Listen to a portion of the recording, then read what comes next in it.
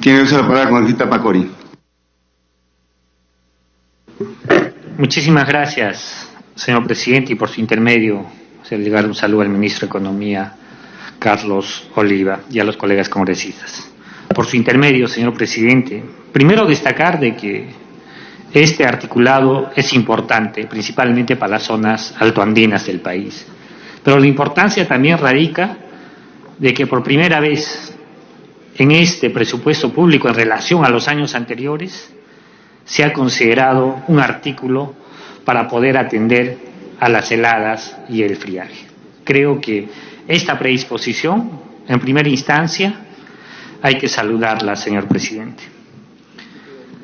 Esta predisposición, en vista de que es una demanda que la venimos cargando año a año, principalmente en las zonas altoandinas, donde el tema de las heladas y el friaje pues se ha convertido como un fenómeno climático que año a año abate y llega a impactar principalmente en los menores, en los niños menores, en las personas adultas, pues tiene su principal raíz en la precariedad de las viviendas.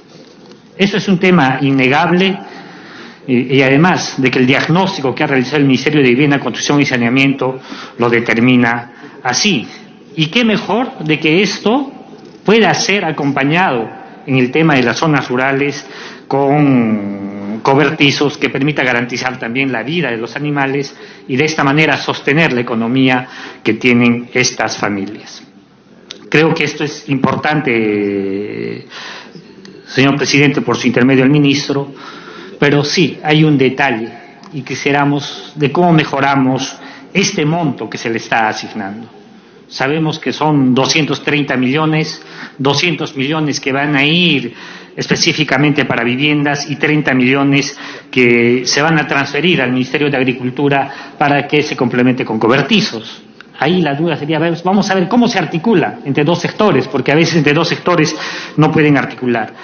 Entonces, señor presidente, para poder mejorar esto, creemos de que este costo, este monto que le están asignando de 230 millones va a ser insuficiente en todas las zonas.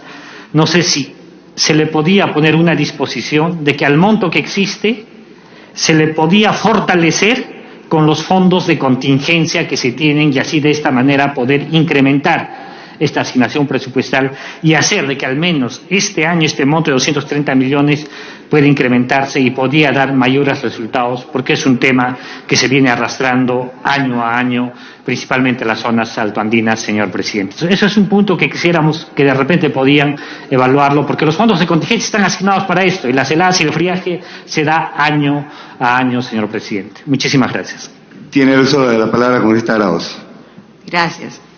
Bueno, lo que acaba de decir el congresista Pacori muestra claramente que si existe fondo de contingencia es porque hay dentro del fondo de contingencia todas las partes de atención a las emergencias. Entonces, tenemos que usarlo para eso, ¿no? La atención de la emergencia. No podríamos distraerlo si nos sucediera una emergencia, estaríamos sin esos recursos.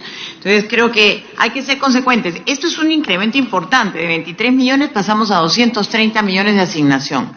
Además de que hay un elemento importante cuando uno tiene que usar los recursos, tiene que optimizar el gasto. Para optimizar el gasto tenemos que tener el uso de economías de escala. O sea, si comenzamos a repartir pueblito por pueblito, no vamos a tener ni siquiera la capacidad adecuada de supervisión o de chequeo para que se hagan las obras como conviene. Aquí estamos aprovechando la mayor volumen de adquisiciones que lleva a precios más competitivos, contar con un ente técnico centralizado que va a definir las tecnologías a emplear de acuerdo a los mapas de riesgos, al acceso a las zonas, las condiciones de vida, las ofertas y demanda de servicios de cada centro poblado, distrito y demás características. Realmente hay una serie de elementos que permite adecuar mejor el tema y estandarizar, por ejemplo, todos estos temas para homologar las tecnologías y agilizar los procesos de su implementación. Realmente también maximizamos el uso de los recursos, identificando sinergias entre los sectores, no solamente los dos que están aquí con esos recursos que son vivienda y agricultura, sino también salud, educación. Entonces puede haber una colaboración mayor en ese sentido y se aprovechan capacidades instaladas, ¿no?, que forman parte del servicio que se brinda como parte de la transferencia de conocimientos. Otro tema importante. Este no es el único recurso que se puede dar. Lo acaba de decir mi colega flores en mi bancada. Nosotros, como bancada, apoyamos al congresista Bruce, que hizo una ley justamente para que los gobiernos regionales y los gobiernos locales puedan usar parte del canon justamente para el tema de la prevención en temas de friaje y condiciones como esto. Entonces, esto está a punto de ser refrendado por el presidente. Es un fondo que también se puede utilizar, le da esa flexibilidad a las entidades locales para usarlo, o sea que no son los únicos recursos disponibles. Creo que hoy día ya tenemos identificadas más de 24.000 viviendas altoandinas que se pueden ser atendidas y que son las viviendas de las personas que están con el percentil más bajo, ¿no? Entonces, si nosotros podemos comenzar a trabajar con estos recursos y hacerlos de una manera eficiente y eficaz, creo que podemos lograr que para el 2021 tener totalmente cubiertas esas familias y satisfechas sus necesidades básicas con una mejor vivienda. El cambio, una vivienda digna, realmente cambia su situación de pobreza a una situación mejor, que ayudaría a aliviar sus niveles de falta de servicios básicos. Con esto se le mejora lo que son los servicios básicos que requiere la comunidad. Gracias, señor presidente. Tiene el uso de la palabra el congresista Trujillo. Gracias, presidente.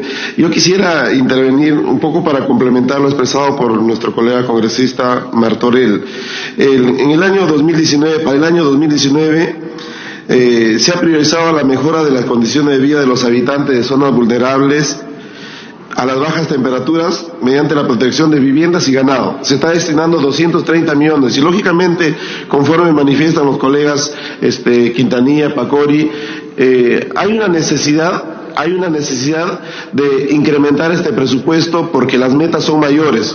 Y conforme lo ha expresado la congresista Arauz, respecto a este año 2018 hay un incremento considerable, porque inicialmente para este año se había considerado el mejoramiento de 456 viviendas y ahora se está considerando más de 10.000 viviendas.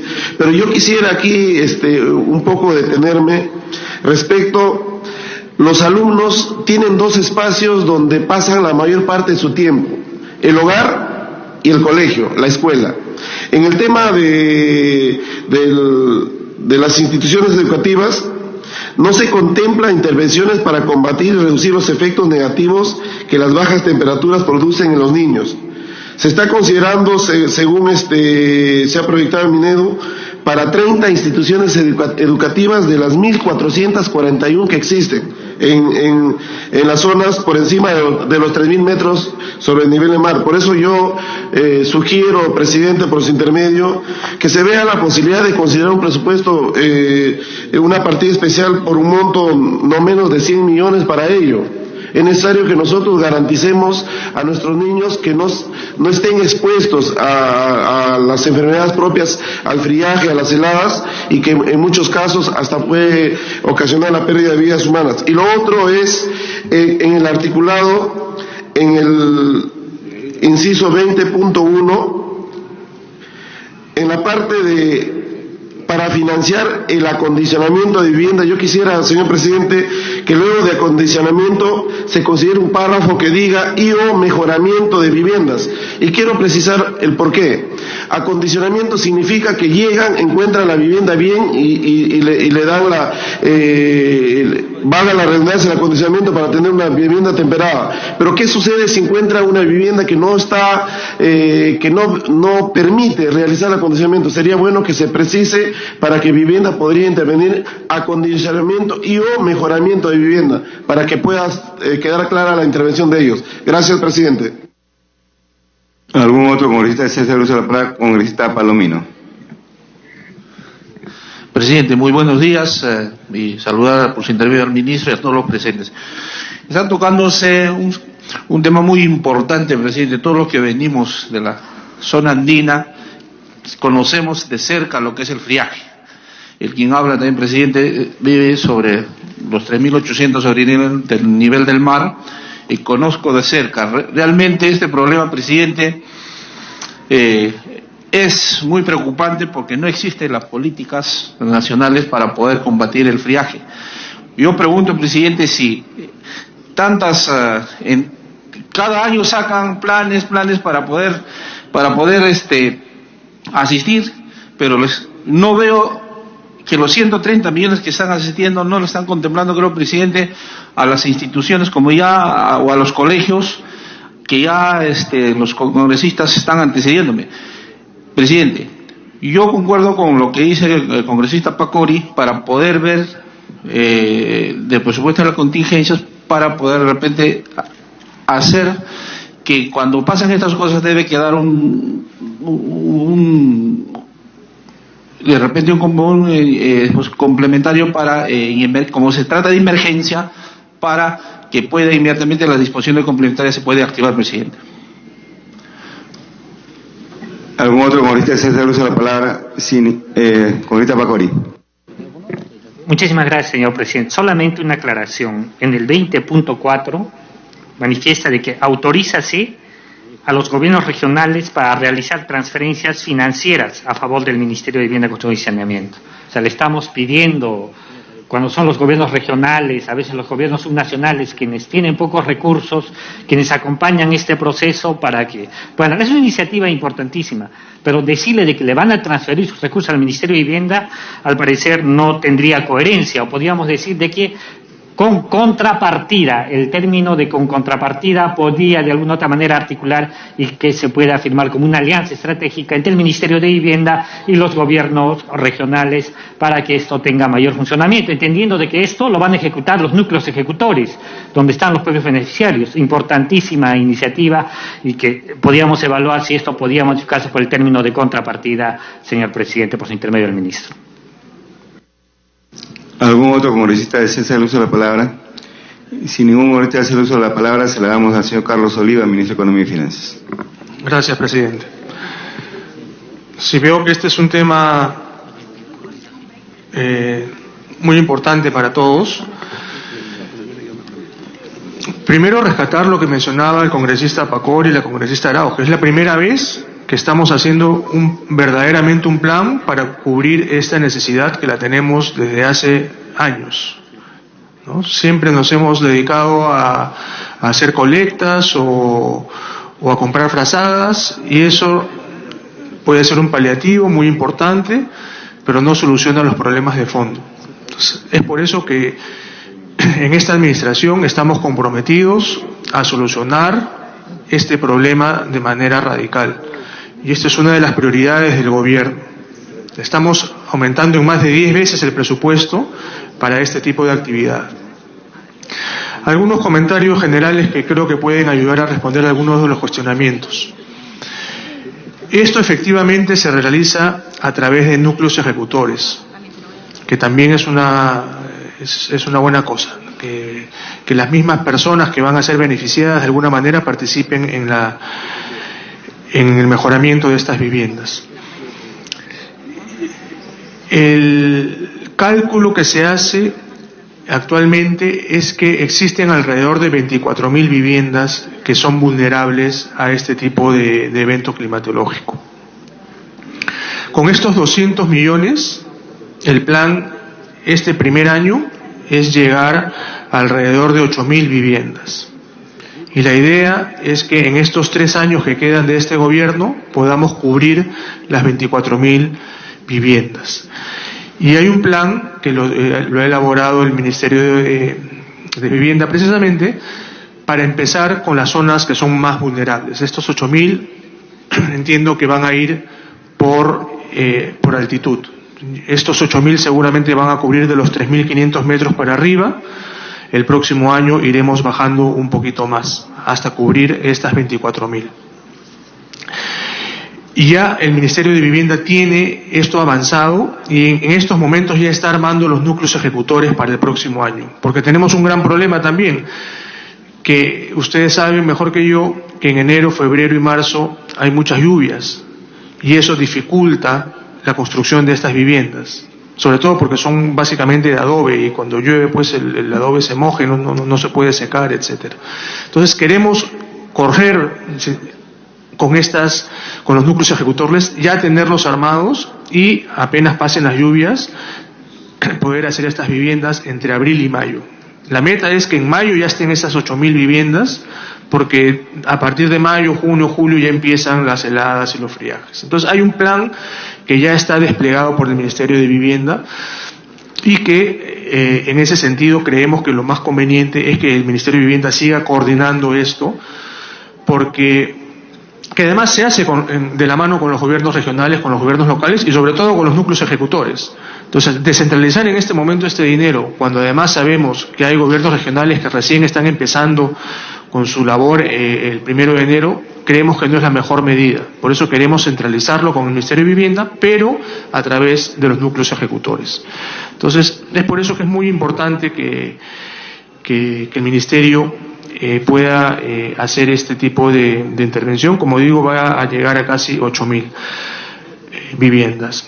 Otra cosa que hay que tomar en cuenta también, que algún congresista lo mencionó, es que se puede utilizar parte del canon, o se va a poder utilizar parte del canon para, creo que era un 20%, si mal no recuerdo, para también hacer este tipo de viviendas. Entonces, a estos 200 millones se le podrían sumar otros montos, sobre todo muchas de las regiones que tienen este problema tienen canon, ¿no? Como Cusco, por ejemplo, mismo Tacna.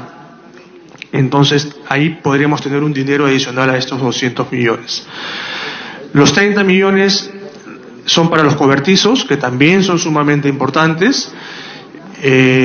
Incluso muchas personas realmente a veces prefieren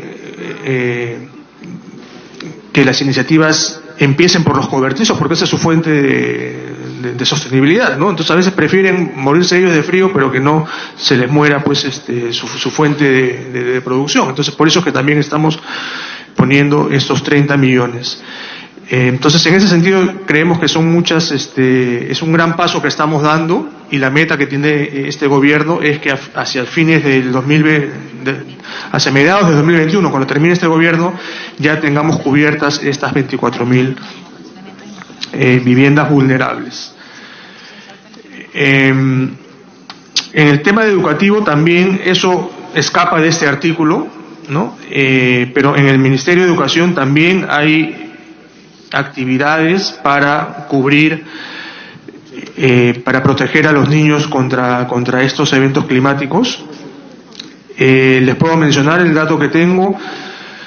En el Ministerio de Educación se tiene previsto dotar de 225 módulos y 120 pararrayos por un monto total de inversión de 46 millones de soles, que están divididos básicamente en 5 regiones, que las tengo acá. Acá tengo el detalle si algún congresista quisiera verlo, en Apurímac, Ayacucho, Cusco, Huánuco, Puno. Aparte de eso está el acondicionamiento térmico. También me parece muy válida la diferenciación que han hecho un par de congresistas de que una cosa es acondicionamiento y otra cosa es el mejoramiento, ¿no? Entonces, en el caso del acondicionamiento térmico, para el plan de helajes y friajes en los colegios se planea para el próximo año atender 70 instituciones educativas por un monto de casi 7 millones. Son 70 unidades que están distribuidas en Apurímac, Arequipa, Ayacucho, Huancavelica, Huánuco, Junín, Madre de Dios, Pasco, Puno, Tacna y Ucayali. Entonces, esto, como les digo, es separado. Esto está en el Ministerio de Educación. Creo que la semana pasada hemos hablado de esto también aquí en el debate, y como les digo, son tantos módulos como acondicionamiento de colegios, ¿no? Entonces, reitero, es muy importante el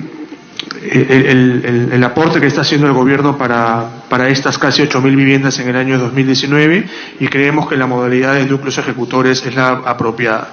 Y el artículo 20,4, que hablan de las transferencias financieras, también es una autorización, esto no es una obligación, no es una autorización, porque podría ser el caso que algún gobierno regional, precisamente por lo que son nuevos, podría ser el caso que ellos tengan el dinero del canon, por ejemplo, que quieran hacer viviendas, pero no se sientan con la capacidad de hacerlo. Entonces, en esos casos, estamos autorizando para que esos gobiernos regionales puedan transferirle dinero al Ministerio de Vivienda, y el Ministerio de Vivienda, ya con el aparato que ha armado, pueda ejecutar esto, ¿no? Pero es una autorización, como les digo, no es una obligación ni mucho menos, ¿no? Porque, reitero, podría ser el caso que algunos gobiernos regionales que son nuevos no se sientan con la capacidad de hacer estas viviendas.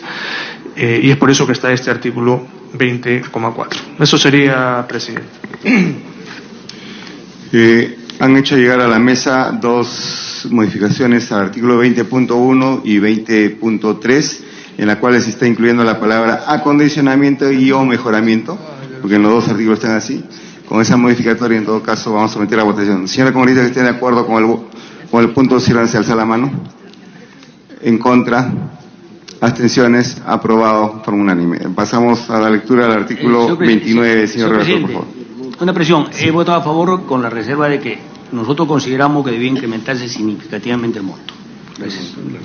Muy bien, que conste. ¿Se me permite una anotación? Ya, un ratito vamos a dar uso a la palabra con este Beteta y le damos después al señor ministro.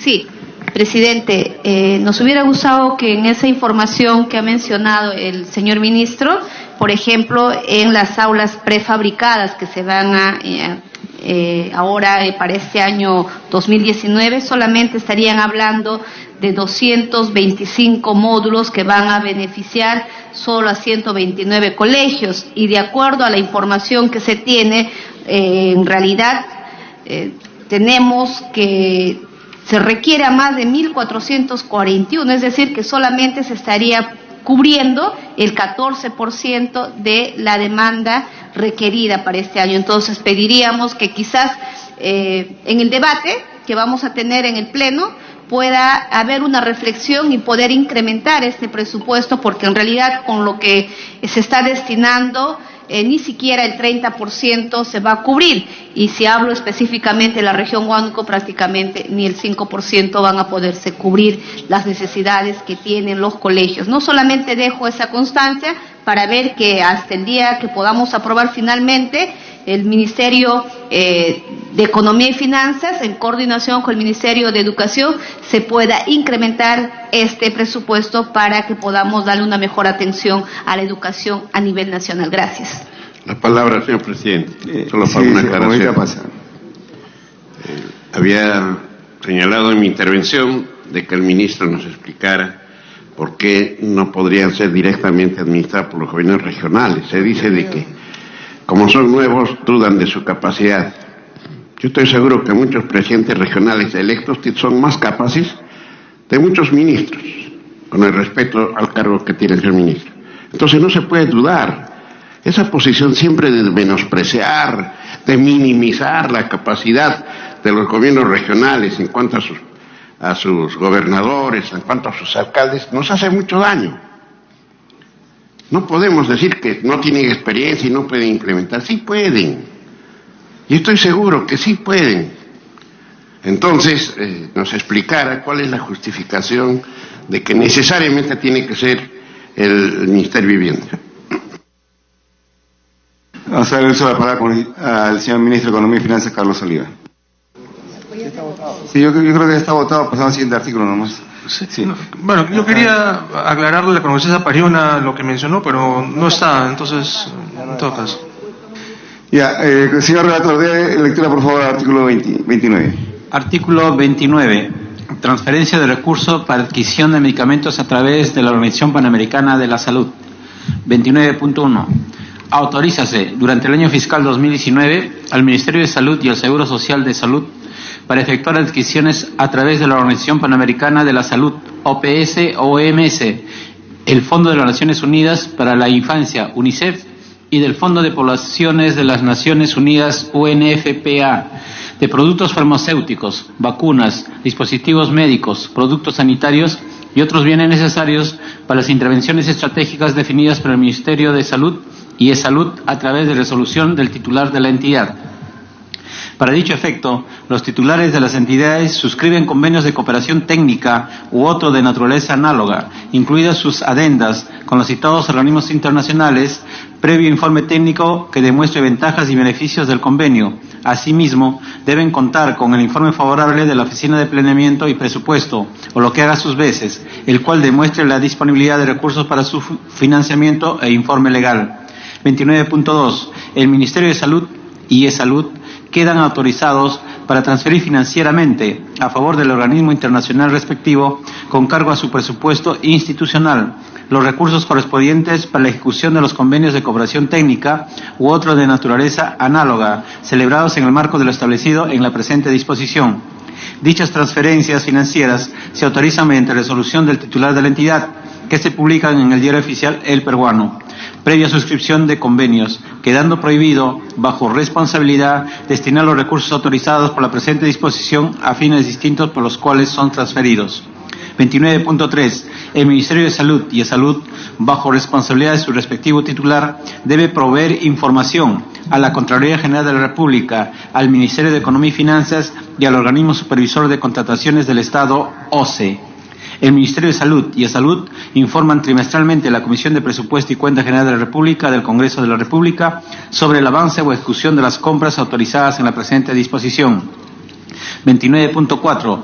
Los saldos no utilizados al 31 de diciembre de 2019 de los recursos transferidos por el Ministerio de Salud con cargo a los recursos de su presupuesto institucional por la fuente de financiamiento, recursos extraordinarios a favor de los organismos internacionales en el marco de lo establecido en el presente artículo deben ser devueltos al Tesoro Público conforme a la normatividad del Sistema Nacional de Tesorería.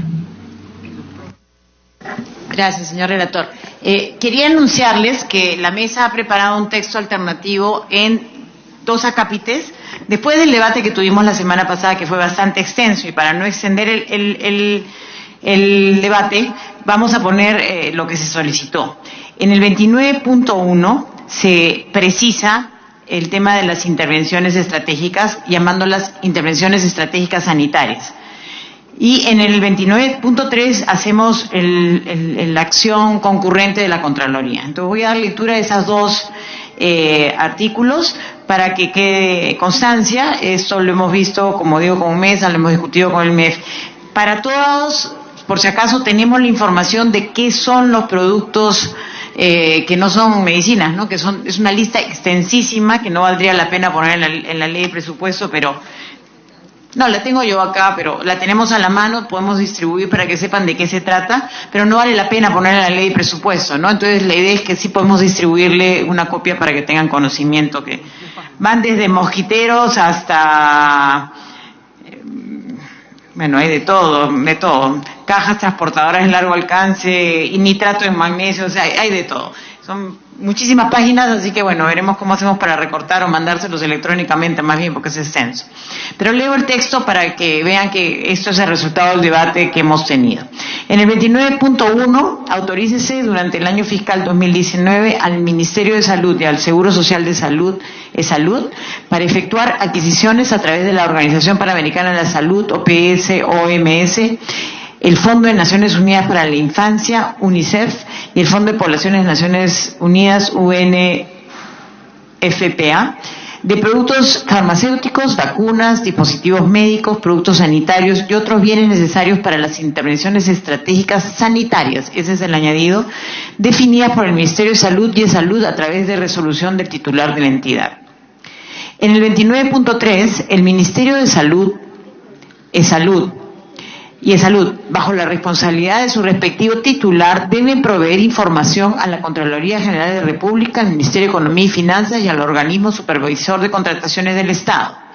Se añade, la Contraloría General de la República efectúa control concurrente en las acciones del Ministerio de Salud y ESalud, orientadas a la celebración e implementación de los convenios celebrados en el marco de lo establecido en el presente artículo, de acuerdo a las disposiciones reglamentarias que para tal efecto emita dicho órgano superior de control.